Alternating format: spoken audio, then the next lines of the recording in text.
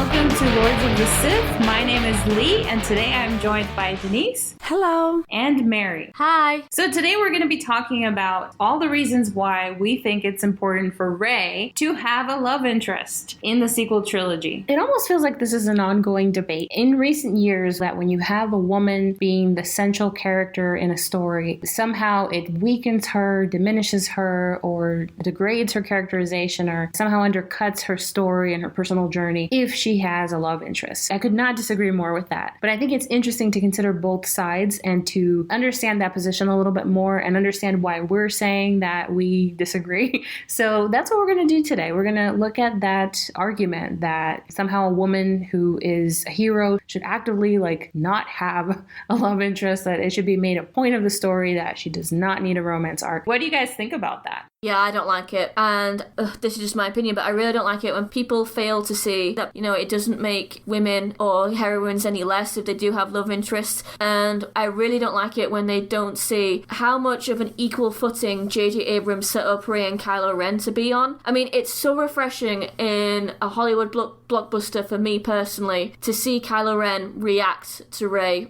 as she did. Like I've said this before in other podcasts, he is not threatened by her gender. He is not threatened by her power. He's fascinated by it. And I think it's one of the great things that I think he loves about her. And I love that. How many other blockbusters do you see with that? I think it's great. It's so empowering. It is. I agree. One other point is that I've noticed some people don't like the character of Rey. The people who don't like her, it's not because she has a love interest. It's for other reasons, like she doesn't struggle with the Force and everything. So it's interesting that they think that she would be degraded with a love interest when it was, in The Last Jedi, it was one of the most interesting things that she had. And people mostly liked, whereas in The Force Awakens most people liked her, but a lot of people didn't like her, and it had nothing to do with romance. So how is a romance going to degrade the character? I don't know. You're right. I think it was to do with the fact that there was such mystery surrounding her character with, who she was, where did she come from, who were her parents, oh God, can you remember that, guys? Oh my God. And also the fact that Daisy Ridley was just fantastic. She was so charming and charismatic. Yeah. That really helped. So with the people who say that having a romance will degrade Rey, one thing that I think they're contending is that she has bigger things to be concerned with, than romance. So she's basically it as far as the next hope of the galaxy, because she's the heir apparent to Luke Skywalker, and she has the Jedi legacy in her hands. And so she can't be distracted or shouldn't focus on love, romance, companionship, and those kinds of things, because she's got essentially bigger fish to fry. It's all about the Jedi thing. There can't be even a little bit of energy devoted to a romance. And especially if we're saying, well, actually, the sequel trilogy is about a romance. That's what's the bones of the story, and the core of the story is the romance of Kylo Ren and Rey. Then they say, well, you're just cheapening her as a hero by making it all about a love story rather than about what she has to accomplish. And for me, that's very interesting, because what we're saying is that the romance is a vehicle for her to accomplish those grand things that are representative of core Star Wars themes. So it's true, yeah, she does have the legacy of the Jedi in her hands, but it's so important to remember the Jedi failed because they didn't have love. They failed because they were afraid of feelings. They were afraid of attachments. And how can you really fight evil effectively if you don't use love as your weapon? So this is what's at the core of Star Wars, right? Think about Luke. Luke basically defeated the Emperor and was able to save his father because of his love, because of his compassion, because of his willingness to attach. So he went against the teachings of the Jedi. So Rey, in many ways, is going to have to do the same thing. It's about transcending the ruins of what didn't work before and becoming a better version of yourself. Star Wars has always been about love, love winning when weapons can't. How does it cheapen her or degrade her as a woman or as a hero to actually want to have a relationship with anybody? Because they're not just saying Reylo, they're talking about any romance. I just don't want any romance for Rey. So I think that's pretty interesting to look at it that way. For me, it's actually just the opposite. It takes a great deal of vulnerability to allow yourself to care for somebody. And the bulk of the work that Rey has to do to better herself as a person and as a character is actually to learn to be vulnerable and to overcome her fear of abandonment. This connects with our psychology of Rey's characterization episode, so we'll link that for you guys below. But the main thing is this: Rey can be bulletproof with the Force, but she has to learn to be vulnerable emotionally, and that's something that she's fighting, against from the very beginning. She's fighting these attachments. So her work and what would make her even more heroic to me would be if she were to overcome these obstacles that she has internally by making herself vulnerable enough to Kylo Ren. And also she would help him by doing that. And we know that Kylo Ren is not just, some dude. He's the Skywalker in the story. So for me, it all beautifully ties into the whole saga, basically. But I think people are just missing that aspect of it when they make that criticism, like she's too important to have a love story kind of thing. Yeah, I agree. But some people also mention Luke, and that's okay. She's the Luke of this new trilogy, and Luke didn't have a romance, so she's not gonna have a romance. That's not really true. He did have a romantic arc with Leia. It was resolved in a way, right? Well, they did. He did. He was like, "Oh, she's so pretty." Farm boy goes to rescue princess. That's fairy tale 101. It ended up differently, but he had this love story that, and in the end they say, "Oh, they shouldn't have been siblings," but they had to be siblings because there was this strong connection between them, right? So he had sort of a love story. And also remember when the sequel trilogy was going to start, people wanted Rey to be Luke's daughter, to know that he did have a romance, he did have a relationship, that his life was complete. A lot of people would like to have Mara Jade, not for the reason Mary likes her, because she's this cool character, but to know that he had a romance. So I find that, I know some people that were more in the prequel trilogy with the Jedi that didn't have relationships or whatever, say, "Oh no, he wouldn't have that." But I don't think it was clear in the old trilogy that they couldn't have romance. I don't think it was ever spelled out, and I think it's something that people really miss with Luke. So that's something we would miss with Rey as well. That's what I think. Yeah. The other thing that's funny to me is that people say that Rey doesn't need a love story because Luke didn't need one, but look how he ended up.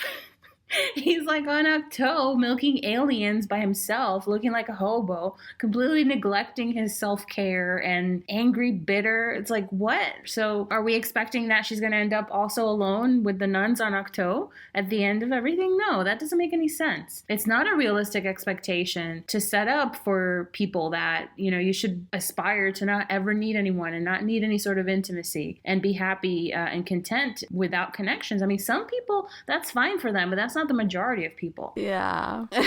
It's interesting when you compare Rey's arc with Luke's arc, because I know, okay, it's different in context. It's a father-son bond, and okay, Luke might be a little bit different in the case that, if you look back, Luke did aspire to be a Jedi after his aunt and uncle were killed because there was no one, that there was nothing there for him, so he aspired to be a Jedi and avenge his father, basically. But as we all know, the most important relationship in the original trilogy is between Luke and Darth Vader. And that's a father-son bond. I think Luke desires a family after his aunt and uncle are killed. And he finds one. He finds out his father is still alive, and after the initial shock, he's resolved to help him find his way to the light. And his father is this complete monster. I mean, I know it's different in context, but is Luke wanting to be with his family, to be with his father, any different than Rey wanting to be with someone, with Kylo Ren? I think it is different. Is it? Yeah, but I agree. I think you have a very important point, that it's so much about family, right? So it's about his father, and when you're talking about family, the idea is that it continues. You have this line that continues, and that's how you have this family continuing with romance. So I think it has a relation to that. I was thinking more along the lines of, as Lee was saying, people need connections, whether familial or romantic. But why is romance cheaper than familial? But But then people say, no, she's going to be Kylo's sibling, which could have been a very interesting... That's just Jason and Jaina all over again. If you want that, go and read the EU. Yeah, but it could have been interesting, these siblings, in conflict. And she's like, oh, do I hate him because he killed my father? Do I love him because he's my brother? Could have been interesting. But I think she would have had another romance. It's not what happened, right? And even if we had this familial relationship, which could have been interesting, of course, I think she would have had a romance being the hero of the story. And that's what people thought, that she was going to get with Finn. And Kylo was her cousin or brother. Some people who didn't pay attention to The Force Awakens. Yeah. Mary, I think you're getting at something that was part of what I wanted to talk about as far as the psychology of why it's important to have a romance. With what you're talking about as far as why it's any different for her to have a romance as opposed to having an attachment to a family member, and how that wouldn't satisfy necessarily the romance need. And it has to do with life stages. So there's a psychoanalyst named Erikson who I love. And I love just, the way that he thinks about the life cycle. And he developed basically stages for us to understand what the person has to go through in order to develop in a healthy way. And of course, one size doesn't fit all. So it doesn't mean that just because this has been generally accepted in psychology, it doesn't mean that everybody has to fit this mold. Because there are people who just say, I don't want to have any sort of connection. I'm fine alone. I don't like people, blah, blah, blah. But the majority of people aren't like that. So in Erikson's stages of psychosocial development, what he did was he took the human life cycle and divided it into stages based on developmental ages, where you have a task that you have to achieve. It's like a video game. You have to complete the task, defeat the boss, and then advance to the next level. So in each stage, there is a crisis. So you're being torn in two directions. If you resolve the crisis, then you gain a virtue that will help you develop in a healthy way. The first stage is called trust versus mistrust. The baby, the infant, has to learn to trust that the parents will be there for him or her. Then they can develop hope as a virtue. If they don't learn it, then they become mistrustful. The next stage is autonomy versus shame. It's the stage where children realize that they have a certain amount of control over things in their life and in their body. And this refers primarily to potty training. Also, the stage of the terrible twos is encompassed in this Eriksonian stage. So this is why little kids just love saying no all the time, because they realize that they can. The next stage is initiative versus guilt.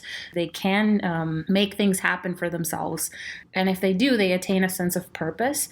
The next stage, which is from ages 5 to 12, industry versus inferiority. The sense that if I can competently complete these tasks, then I feel like I'm a competent person. But if I can't do it, or if I'm made to feel by the adults surrounding me or the other little kids that I'm inferior, that can turn into an inferiority complex later in life. So the virtue there is competency. And then here's where we get into the stages that I think apply more to Kylo Ren and Rey. So we often say how Kylo Ren feels so much younger to us than he is in terms of his actual chronological age. And it's because of his struggle. It's a very teenage struggle. It's the thing that I think we can all identify with to some extent, which is why I think it was smart of them to do it, because it's something that I think everybody's been through. The stage of identity versus role confusion.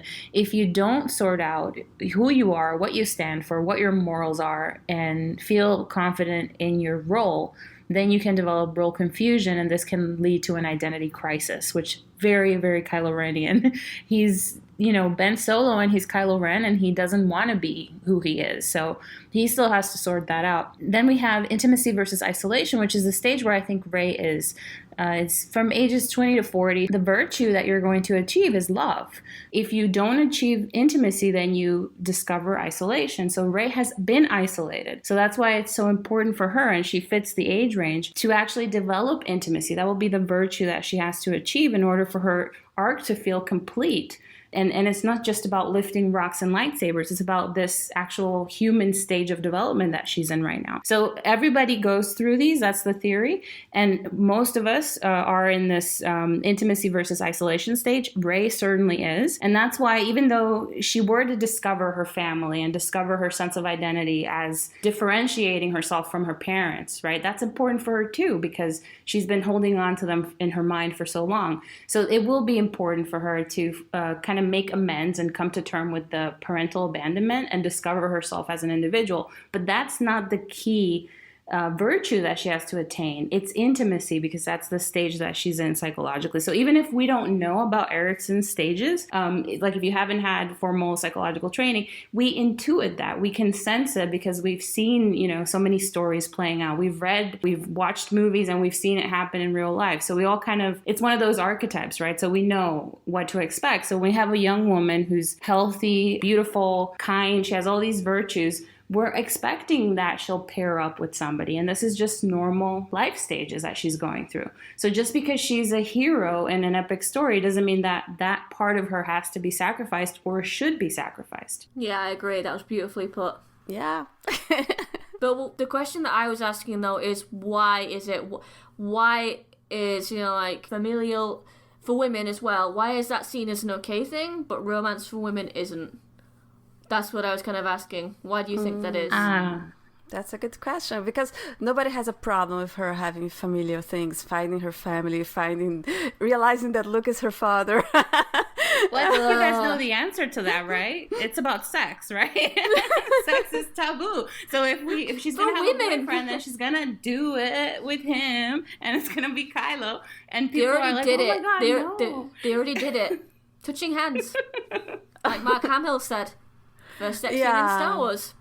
And I think it's so interesting how there's a bit of a denial going on with people who are still, resistant to this idea that Rey is not Luke's daughter. The fact that even with the hand sex scene in Star Wars, they're still saying that they're related. The undertones, the sexual undertones in that scene are very, very evident. And they're still saying that they're related. It's denial. It's a defense mechanism that we talked about before. It's Luke and Leia syndrome. Yeah, they think incest is a very important part of Star Wars. Yeah. But Luke and Leia plus Game of Thrones. Because I think it would have been much worse. But I agree, it's about policing women's bodies, right? So you decide what they can and cannot do, and decide, and almost as if the fiction is an example to girls. Oh my God, little girls, they never say it about little boys, right? And I think I agree with you. And especially when you have somebody that's dangerous and everything, that's something, especially when they think that it's gonna play out something that's gonna please women and maybe play into their fantasies and stuff. And that's one criticism even of Reylo, right? That it's women's fantasies, meaning that it relates to stuff that women like. But there's nothing wrong, right? We do men's fantasies as well. People do it. It's fine. I was gonna say, Denise, you're totally right, and it really, really frustrates me that this is still a thing, because you have, let's start with Star Wars. I mean, the EU is chock full of hero and villain romances where the villain is redeemed because of that hero's love, or if they're not fully on the dark side, they are given a new path by that, in guidance from that hero, and eventually, fall in love with them. And the best example I can give you here is Luke and Mara. And if you just take all of Mara's character aside for 1 second, if you just look at Mara, at the initial pictures of her initial outfit in most of the illustrations and in the photographs with the model, is her wearing that catsuit, very sexualized catsuit. You could even say it's reminiscent of Catwoman. And Luke is allowed these fantasies where he can, he marries this woman, he marries this beautiful woman who's a deadly assassin and wanted to originally kill him, and has a son with her. And, like I said, character aside, that it's one of the best love stories in Star Wars. In my opinion, I love it, and plenty of other fans love it as well. And yet, Rey isn't allowed if she gets with this dark, mysterious, handsome guy. She isn't allowed to get with him if she puts him on the path to redemption. Why?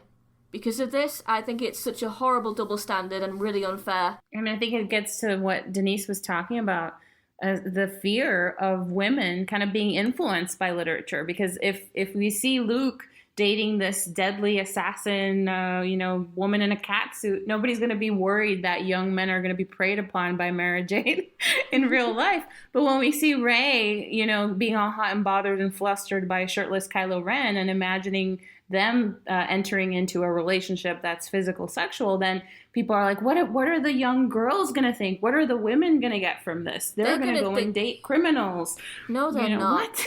It's absolutely ridiculous. I mean, yeah, women find it hot. I find shirtless Kylo Ren hot. I'm sure you guys do too, and that's okay. But it's not like I'm gonna go out and find the nearest mass murderer to me and date him. I mean, just you'd stay 10 feet away from them, and it's just I've mentioned this before and I'll mention it again. Girls are smarter than that. I mean, look at Harley Quinn. Harley Quinn is, little girls love her. They adore her. She's their icon, especially even more so with the popularity of Suicide Squad. But we all know that Harley Quinn has an abusive relationship with the Joker, which she can't get out of. Are little girls going to go out and find abusive men when they're older? No, they're not, because they know it's fiction. They know that there's a boundary there. They know it's not real life. Yeah, I agree. But there's a thing, even from the novels, like you have some things saying, oh, novels are bad for women from like the 18th century and stuff. And the idea that novels have to educate women. I think because women were so patronized and they're like second-class citizens and stuff. But it's sad that we still bring this, this idea that the women have to be told that it's somehow educational, that we're going to look at that and we're going to want what? Somebody... Anyways, we're gonna want it should set an example, and I think there's also the fear of sexuality, right? How is this heroine going to do something that sounds hot or whatever? So yeah, it's very interesting. Yeah, and it also does kind of like echo real life, where it's it's still kind of like taboo to talk about female sexuality, and not just female sexuality itself, but also the way the female body develops as well. I mean, it's kind of like seen as a thing of fear, I guess, and not as something that develops naturally and beautifully. So maybe that's also something to do with it. I don't know. But what do you guys think about how they are portraying Rey in the sequel trilogy so far? I mean, if you look at Daisy Ridley, I mean, she's hot, she's sexy, she's fit, and somehow in Rey's case, it feels like they're really kind of covering her up, and you know what I mean? Kind of making her look more childlike. It's not like Princess Leia, where you had the slave bikini. I mean, I know there are arguments on both sides. I know Carrie Fisher kind of thought it was also over sexualizing, and it was to an extent. But on the opposite side, you had this amazing, badass, competent woman who used her sexuality against her captor and turned against him and strangled him with that chain, looking hot and gorgeous and sexy as she did it. And then, of course, not just Princess Leia, but you have Mara Jade. Again, we have that catsuit. She's incredibly powerful on her own. She uses her sexuality to assassinate people. So, why wouldn't she? She has it in her arsenal. She might as well use it. And yet, with Rey, I don't know, maybe you could argue that it's the fact that she's still in that childlike state, and that maybe when she gets more intimate, maybe she will shed the covered up skin. But it also could be due to the fact that maybe the creators are afraid to maybe make her a bit more sexy because of the backlash, because of the reasons we've just been discussing. I think it's sad because there's nothing for the male gaze. People talk about the male gaze. I think it's a problem when you do everything for the guy, when you have this character that's there just to be hot. But it's nice to go to the movies and look at beautiful people, and even women like to look at beautiful women. It doesn't have to do with sexual preference. Like, it's also for the female gaze to see a beautiful woman, confident in being sexually attractive. So I don't know. I think it for me, this idea that if women dress in a sexy way, in a provocative way, in a revealing way, they're somehow turning themselves into sex objects. I think that's ridiculous. Like, it's part of our arsenal. It's just like men have in their arsenal to look attractive too. So what's wrong with it? And be big and strong. Exactly, and it's just in different ways, but being sexually attractive is something that's desirable. So somehow stripping the character of that and saying that, oh, she's better for that, I think that's kind of, backwards. The other thing is, I think it just really is about that idea that we were talking about before, the all or nothing thinking, the sense that you can't hold two concepts in your mind that are different from each other. So if it's reductive, then of course I don't like it. If the character is all about tight jumpsuits or catsuits or whatever, then that's a problem. But we're talking about a character who will be developed, in as a whole picture, and they happen to look good, and you know what I mean? It's like if it's all about the catsuit, it's a problem, it's reductive, then sure, there should be a backlash. But if it's a character who's a complete person, why can't she be sexy also? It's just interesting how it's all or nothing, right? And we just play right into it as an audience, I think. You've just described Mara Jade in a nutshell, because not only does she have that sexy catsuit in her arsenal and looks all the more gorgeous for doing it, but she's such a great character. She's so vulnerable, especially after the death of Palpatine, that she doesn't, part of the Throne Trilogy, which I recommend everyone go and read, is her struggle to find her place in the universe after Palpatine has been killed. And it's finding a life for herself, as well as discovering, quite harshly, that the man she saw as a father figure wasn't all it was cracked up to be, and the Empire wasn't all cracked up to be. In my opinion, she's one of Star Wars' best characters, right up there with Kylo Ren for that reason. I was just gonna comment on Rey. I think one of the reasons she's so not sexy, let's say, is because in The Force Awakens she had to be pure and childlike, and it even goes, but it goes with her journey, right? So she looks at this lightsaber that's Kylo's, and she's scared and she runs away, and then later, and then we get it overdeveloped again in The Last Jedi, but yeah, she grabs it. She grabs it. I was watching The Last Jedi the other night with a friend of mine, and the part where she's just about to go in the coffin, she stares at that lightsaber with a very curious. Yeah, she is. That's exactly what it is. And also the fact that she's got makeup on and her hair is down. Yeah, the stages are set, so hopefully she'll perhaps get that revealing also costume. remember that Leia, up until the second movie, she hadn't shown her most revealing costume was at the end of A New Hope, which is not even revealing at all, and then bam, so maybe I don't want to see Rey in a bikini. I don't think it's necessary, but it would be nice for her to. I think maybe they try to do it a little bit in The Last Jedi when she goes to the supremacy with her outfit. It's just that she's a scavenger and she doesn't have a lot of clothes, I guess. Well, I don't know.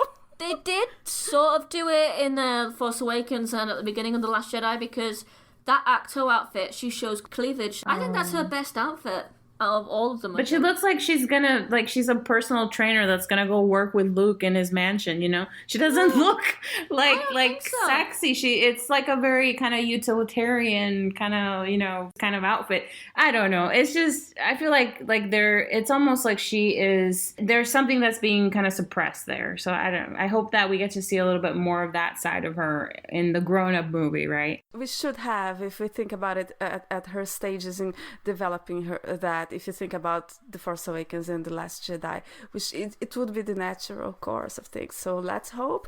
It doesn't have to be revealing, just something that's, she's like, yes, I'm hot, I don't know, something like that. Like Queen Amidala got to dress up like a dominatrix and then showed her belly. Why can't Rey, do something too? But Queen Amidala was too much. I mean, who dresses like that? I don't want to judge a woman for the way she dresses, but you're with a guy who has a crush on you. I don't know. Let me dress up in this dominatrix outfit and sit by the fire to tell you we can't, Anakin. Oh my god, it's so funny to me. Can I quickly just ask an interesting question to you guys? With all this talk about, revealing outfits in Star Wars and how you want Rey to want, what do you feel about superheroines' outfits? Like the tight spandex catsuits? Men wear them. Why not women wearing them? Yeah. Very true. Equality, come on. Very true. Well, let's talk a little bit more about why it's important for Rey in the story to have this kind of emotional and physical intimacy that she is lacking up until now. We talked about why it doesn't make sense that having a romantic arc would degrade her character, but now let's talk about how having a romance would enhance her character. Any thoughts on that? Well, I don't want to repeat myself, but like I said, Kylo Ren finds her power and her gender fascinating and isn't threatened by it. I think that's an amazing feat for a blockbuster with a heroine in. Yeah, what I think is that a lot of people notice that she doesn't have conflict, and that would be her main conflict. And as a protagonist, it's very important to have conflict. And also, if you look at her as having this conflict related to Kylo Ren, she has a more interesting arc than just, whoa, I have the Force, whoa, I can do everything I want, you know. And so her conflict is not about the Force. Her conflict is not about how to become a hero. So what is her conflict? It can only, that's the only thing we have right now. So I mean, maybe they didn't give her a conflict because of that, right? That's a theory you could have, maybe. But you know, so at this point, it's what makes her have problems and conflict. So that's my opinion. I think her conflict is just too it's not external enough. It's all internal, trying to overcome being abandoned by her parents. What was that? That was a wolf. Oh my God! Did you hear a wolf howling? I just did. Not a wolf. It's an ambulance or something on the street. Yeah, I thought it was. I was like, whoa! What was that? Oh my God! It scared the out of me. Anyway. Right, where was I? Yeah, she has to she has to come to terms with her parents abandoning her, which she is in denial about, and Luke, isn't being like the teacher / father figure that she wanted, and she has to overcome all these familiar boundaries, I guess. But like I said, it's just too internalized. You don't really see it, so that's creates a lot of backlash. I hope in episode 9, her conflict will be her morals, I guess. And again, you do see that in The Last Jedi, but it's too internalized because, she's horrified about what Luke did to Kylo, and, it's just, she can't believe that a hero would do that. What I'm hoping for in 9 is she sees that the resistance isn't all, puppies and rainbows as she originally believed. And that would be more externalized, I think. So I think that's what you really, really need. I agree. Well, I want to talk a little bit about the psychology of affection and the need to have a sense of being loved and even physical contact. There was a time when people thought that children didn't have feelings, that children kind of forgot things, and that whatever happened to them during childhood wouldn't affect them in adulthood. Like there was a very clear divide between childhood and adulthood. My gosh. And it took...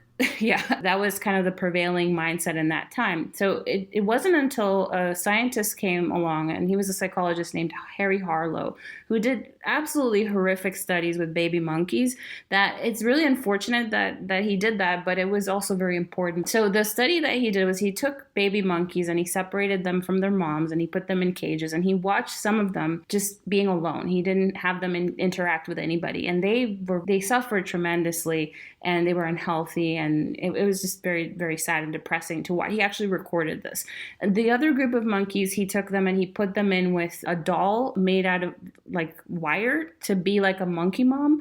And when the doll was brought into the cage with the baby monkeys, they would try to go cuddle with the wire. And even though it was uncomfortable, they would still try to do it. So then he brought in these doll mom monkeys that were actually wrapped in soft cloth and were warm. So then the monkeys obviously preferred the softer mom doll. Then he tried to figure out, is it because of food or is it because of like emotional nourishment? So then he gave the wire dolls that were hard to hug, he gave them the bottle with the milk, and the babies would go feed off the wire mom, but then they would spend all their time cuddling the cloth mom, the soft mom.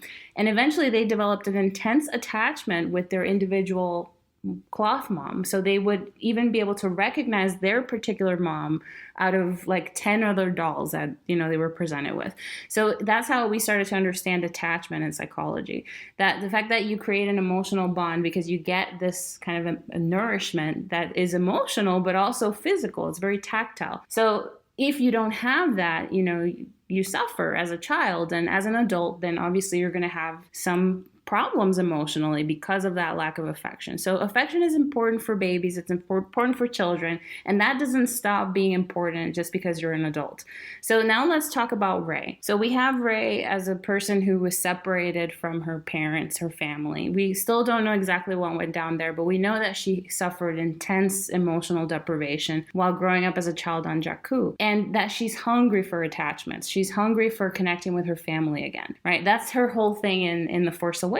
So now we have this young woman who is intensely lonely, and that's one of the things that connects her to Kylo Ren, is because he can understand it because he's lonely too, and he sees that in her mind. So that's one of the first things that they kind of bond over before they realize that it's really happening, right? So you're telling me that this person can't have a love interest? I mean, that just doesn't add up to me at all. If you think about that kind of underlying psychological theme as well, it's so important for her more than any other person, I think, in Star Wars, to be able to belong, to be able to attach, to be able to connect. And the other person who was in that position was actually Anakin Skywalker. And we saw how he connected with Padme in a way that ended up being destructive for them both. Now, basically, Rey is in a sense like Anakin in that way, that she's been raised as an orphan, alone, and wanting desperately to find this sense of belonging. And of course, it's not going to be repeated in the same way that Anakin's was, right? So we're going to see her hopefully attach in a healthy way and connect in a healthy way with Kylo Ren, who also has, all this affection to give, and who's also in a way been abandoned. So I think it's a beautiful kind of bit of storytelling there, how they've set this up. And for me, if Rey ends up alone, it's going to be basically a failure in her arc, because she doesn't want to be alone. So that's part of the reason why I've said from the beginning that I don't see Rey being content with being like a leader, a military leader, or a leader of, a government. Because if anybody who's been a leader at some point or another knows that it's very lonely. It's one of those things that kind of isolates you from other people because there's one person at the top, right? So I don't think she'll be satisfied with being a leader, being alone. I think she'll want to be successful, but I think for her, success won't be money or, power. I think success for her will be being able to belong and being able to connect and get that love and affection that she's missing so very much. So for me, it's absolutely, integral to her story that she end up with a romance. And it also fits in with her life stage. So it won't be the same if she gets to hug her parent at the end, as if she gets to be a partner to someone and have someone be a partner to her romantically. That was amazing. Can I ask one question? Yes. If, let's say, after all this development, if Rey didn't get with Kylo Ren, she got with Poe or Finn or some other randomer in the Resistance, would that still be a failure in her arc? So for me, there's two answers to that. In general, no. I think any romance for Rey is better than nothing. So if she ends up, with Rose, with Finn, or with Poe, whoever it is, any romance is better than nothing. But yes, it is a failure on another level because the person who can understand Rey is Kylo Ren on a level that no one else can understand her, and that's because of the Force and because of the way that they're in a unique position to understand each other, because it's like they've both walked in each other's shoes. She can understand him. She's basically stepped into his life, right? She's occupying Ben Solo's role in the world of Ben Solo because he's off being Kylo Ren. So they share something no one else can. We talked in the Rey psychology episode about all the little ways that Rey sabotages relationships, because the thing that she most wants and needs is the thing that she's most afraid of, because she's afraid of being abandoned. So everybody else basically falls for Rey's tricks to connect quickly, but then not deeply, and then easily detach herself from people, from BB-8, from Han, even Finn to some extent. So Kylo Ren is the only one that she can't put up those barriers against because of the Force connection, the Force bond that they have, the way that they have seen, like from the very beginning when they first meet and he takes off the mask, it's no BS, they basically got real with each other. So they saw into each other in a way that no one else can hope to basically replicate that with them. So Rey's partner is Kylo Ren, and that was determined by the Force itself and by the story, So if it's anybody else standing beside her, for me, it's going to be a fail. Does that make sense? Yeah, beautifully put. I agree. Let's have Rey of Rose. It sounds so cool. I'm just like, I would ship them, you know, if Kylo didn't exist, I would ship them. Some people support maybe, you know, let's say her arc with Kylo finishes and then she finds someone else, but I find it's a little cheap, you know. Yeah. If like, let's say he dies and she has to find someone like 5 years from now, you know, not run away from the first guy she meets. For me, it would be kind of like, I'm sorry to... this is the only example I could think of at this point, but it would be kind of like Harry and Ginny in... Yeah, I'm going to go with that. Yeah. In the movies. In the movie, The Half-Blood Prince, because that just, you know, it was really bad. I'm sorry to any Harry and Ginny shippers who are listening to this, but in the movie, it was just so poorly done. I mean, even Harry's romance with Cho Chang, that was developed in 2 movies over the course and in 3 books, and it was well developed. And Harry and Ginny just kind of came out of nowhere, so especially in the movie. You think it was well developed in the book? Yeah. Not as much as the movie, but I can buy it more in the book, but not in the movie, and that's the example I'm giving. So but it's different because in that case they were destined for each other from the beginning. When she's this friend girl, I want to see Harry, you know. It's something that was ingrained there in the story. So as much as I don't like the way it was developed, I think it makes sense, you know. Mm-hmm. But it's different. It does make sense, but I'm just talking about the development and how that would affect. That's what I'm getting at. I see, yeah, because it was very fast, and yes. Suddenly, and also that's a horrible message. I'm sorry, because she sees her kissing other people. He sees her kissing other people, and then he gets interested. That's not how things usually work, right? Usually, anyway, whatever. But remember when when they're making their love potion, and he picks up a scent of like the things that you're attracted to, but and you don't see that in the film. Of something floral that he smelled at the burrow, and obviously it's Ginny. So was it? I could have sworn it was Ron. I think it would have worked better if it was Ron, to be honest with you. I think Ron and Harry would make each other way happier than Ron and Hermione and Harry Definitely. and Ginny. Okay, guys, so anything else to add about Rey and her romance, or Rey and Kylo? Make it happen, Disney. Well, I think they are planning. I just want to say this is not the 18th century anymore, and women can fantasize if they want. Men can also, no problem with that. And also it's a story and it's metaphorical, right? So we were talking before, you know, somebody kills their dad, that's a huge no, red flag. But you know, in the story in Star Wars, it's kind of metaphorical, so you don't have to interpret it that, you know, like fiction makes things bigger, right? So I think that's it. It's not reality, it's not for an example, and I think it's beautiful. Yeah. I used to be, you know, when I was a kid, I used to be, you know, along the lines of, oh, a woman doesn't need a love interest because, you know, it's badass if she doesn't have one. Now I've totally changed my stance. I think it's, you know, it's really unfair, in my opinion at least, that, you know, the heroes, like the superheroes like Batman and, you know, Superman get their love interests, while sometimes, you know, not so much in the comics, but in like media, the superheroines don't get their love interests, and I think that's really sad, because, you know, they're human at the end of the day. Why, you know, women aren't any less if they don't have anyone in their life, and they're not any less if they do. All right, I agree. I agree with that too. The whole reason for me wanting to do this episode was that I was reading a little bit about the reaction to Captain Marvel on Twitter, and some people were saying, oh, it's so good, so refreshing that she doesn't have a romance, you know, like women don't need that. Women heroes don't need that. And then somebody replied with a quote by Patty Jenkins I'm going to read now. And this is the director of Wonder Woman, which for me is one of the best you know, female heroines that I've seen in a really long time. I really enjoyed her story. And this is what Patty Jenkins has to say. I feel like one of the most ironically sexist things that happened to women heroes for so long was that they had universal storytelling taken away from them. So male superheroes could have Lois Lane. They can have love. They can have vulnerability. They can have complexity. But women superheroes or strong women characters had to be like, I don't need anyone. I'm the toughest person in the world. That's not fair to anybody. No human being is an island like that. What do you guys think about that quote? I agree. For example, in Marvel, most movies until then had very strong love stories, with the exception, I would say, with X-Men. But for example, Iron Man, which was, let's say, were the first big movies.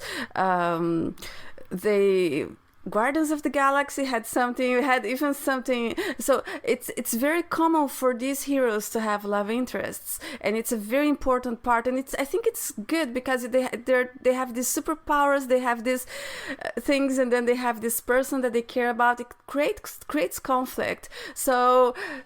Yeah, I don't mind that. I haven't seen Captain Marvel. I don't mind that she doesn't have a love interest. Perhaps it just doesn't fit the story. I just don't agree like you that it makes her a better character. I don't agree. Yeah, I'm the same. I mean, look at like the one female superhero that has appeared throughout the Marvel movies recently, and that's Black Widow. And my God, what can we say about Black Widow? I mean, okay, she's not the main character, but she's still just a part of the group as anyone else. But her like love life is just if there was any. I mean, if you really look at it, we still don't have a Black Widow standalone movie, and her love life has just been all over the place. You know, like really unfair. You know, like at first you thought there was something going on with Hawkeye, and that was actually a really profound, you know, connection, especially in the Avengers film where she wants to save him from Loki, but. Then, like, in the next Avengers movie, it just went off the rails. Like, Hawkeye had a family that no one had heard of before, and then you had this half-assed she had a half-assed love interest in the Hulk that just came out of nowhere. So it just pretty much says to me that,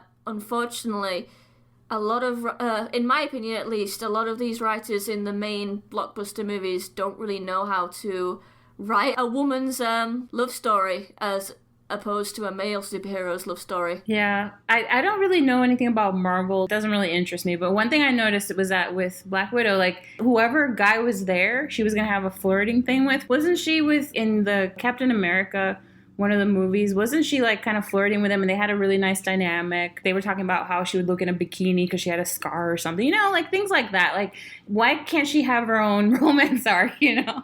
But then I can imagine a lot of people would be angry if they did give her a romance. Like, oh, typical thing, you're giving the girl the love story, you know? I feel like it becomes so polarized. Like, I think the best approach generally for me is to consider both sides, right? So what you said earlier, Denise, I fully agree with it. I mean, if the romance doesn't fit the story, we don't have to, like, you know, shoehorn a romance in just because she's a woman, she has to have a romance. But at the same time, to exclude it deliberately and say that this makes her a better character, I think that sucks. Again, it's like taking something away from the hero because she doesn't get to complete the arc, right?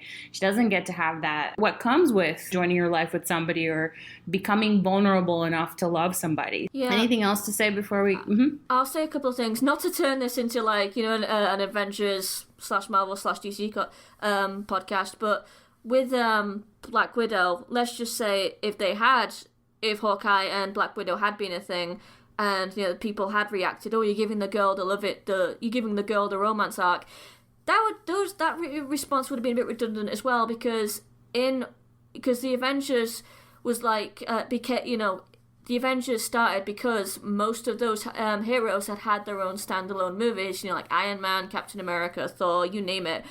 Thor had his love interest in Jane. Tony Stark had his love interest in, what's her name? Pepper, thank you. I almost called her Peggy there. Captain America even had Peggy in his movie, so they had love interests. So that would have been a double standard, in my opinion. Yeah, I agree. And there's also a matter of genre, right? I don't think superheroes need a romance, although usually that's the focus of the movie, but you can kind of do it differently if you want.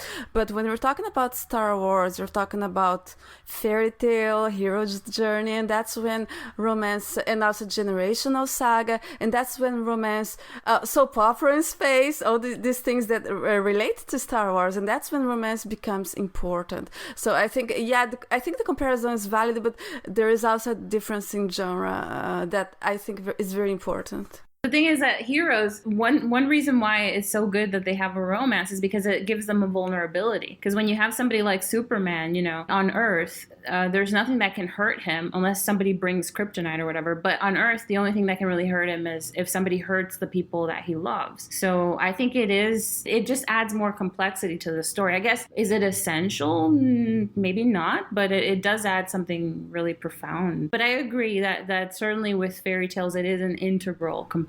I will say very quickly that, you know, like Star Wars, you just said it's a generational thing. Star Wars is also a generational thing. And, you know, kids will always love the Star Wars heroes just as they will love, superheroes. So, you know, romance is a key part of that, I think, for both. Mm-hmm. Yeah, I'm just going to say that for superheroes, I think romance is usually really good. It is the weakness. I just don't think it's necessary. For Star Wars, I actually think it's necessary. That's what I'm saying. I hope that, in the future, like what Patty Jenkins said, you know, superheroines can get really like lovely romance arcs as well. I hope this attitude towards, you know, like, women can't have romance arcs because it makes them weak. They don't need it. I hope it changes because I think it's very unfair. And I'll also end that, you know, Patty Jenkins' portrayal in Wonder Woman of the love story between Diana and Steve Trevor was absolutely beautiful because, you know, she needed him as much as he needed her. Like, she was a goddess and she was in love with this mortal man, which is awesome in itself, but they were equals. You know, she could fight and so could he, and she had wisdom, but he also had, you know, knowledge of the human world and taught her about it, and she taught him about peace and how that was important, and she gave him hope, and I loved it. So I hope we see more romance arcs like that for a heroine. I agree. All right, guys, we want to thank you for listening. We hope you enjoyed today's episode. You can comment in the space below, or you can email us at lordsofthesith.podcast@gmail.com. You can also reach us on Twitter, Tumblr, and those links are in our description. You can listen to this episode on iTunes and SoundCloud. Until next time, may the Force serve you well.